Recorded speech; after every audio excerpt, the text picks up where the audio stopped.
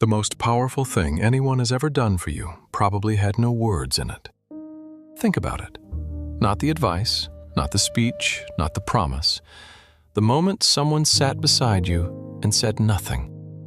And somehow that silence held more weight than everything anyone had ever told you. What if the greatest gift you can give is not what you say, but the fact that you stayed? Stay until the end. Because what a bear named Magnus discovered about silent loyalty will change how you show up for the people you love. Magnus and Ivy had been friends since the first winter. Magnus had once watched a swan glide across a lake in silence while the whole forest accused her. He had never forgotten what that stillness looked like. He had learned something then, that presence without words was its own kind of language. Not the kind who talked about everything. The kind who could walk in silence and feel no need to fill it. Magnus was large, slow, quiet. Ivy was light, quick, gentle.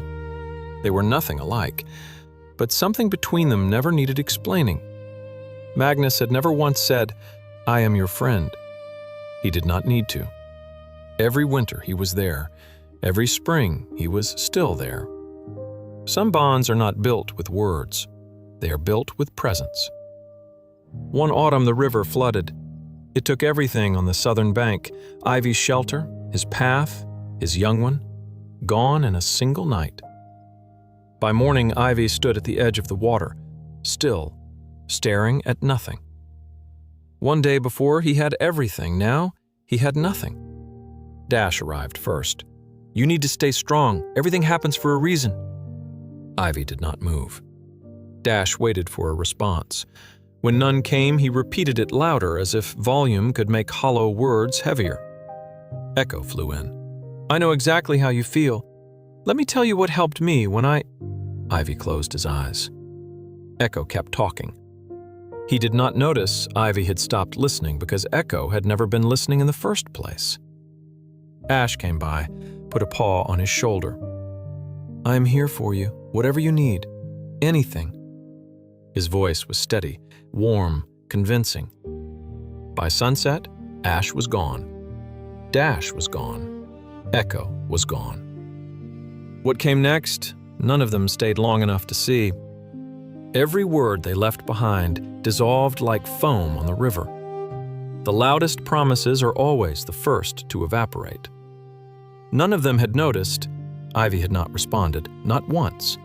Not because he was ungrateful, because words could not reach where he had fallen.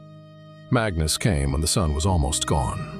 He did not speak, did not ask what happened, did not offer a reason or a lesson or a plan. He walked to Ivy's side and sat down, heavy, close, silent. Ivy did not look at him, but something shifted. The shaking in his legs slowed. His breathing changed, not because something was fixed, because something was felt. Magnus stayed, through the cold, through the dark, through the hours when grief has no name and no shape and no end. He did not say, "It will be okay." He did not try to fill the silence with something softer. He just stayed. And in that staying, there was more truth than in every word spoken that day. The difference between loyalty and performance is this: loyalty stays after the audience has left. Morning came. Ivy opened his eyes.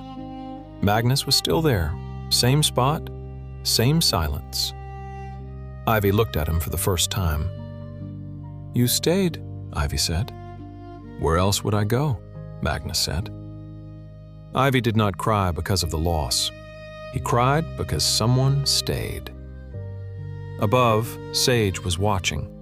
She had seen the others come and go. "He never said a word," she whispered to herself. "And yet, he said everything." And maybe that is the whole point. You do not need the right words. You do not need a speech. You do not need to fix anything.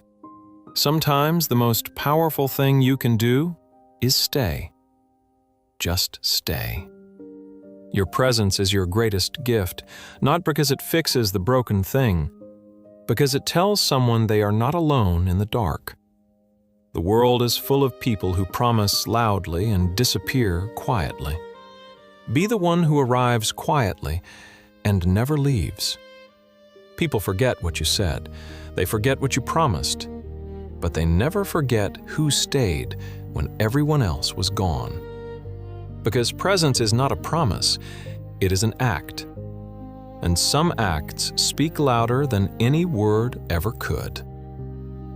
If this story made you think, like and subscribe.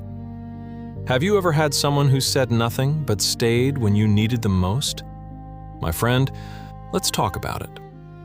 And in the next story, someone carried the same thing for years. It used to protect him. Now, it was suffocating him. Everyone told him to hold on. No one told him what it would cost. DFT. Moral Stories family, thank you for watching.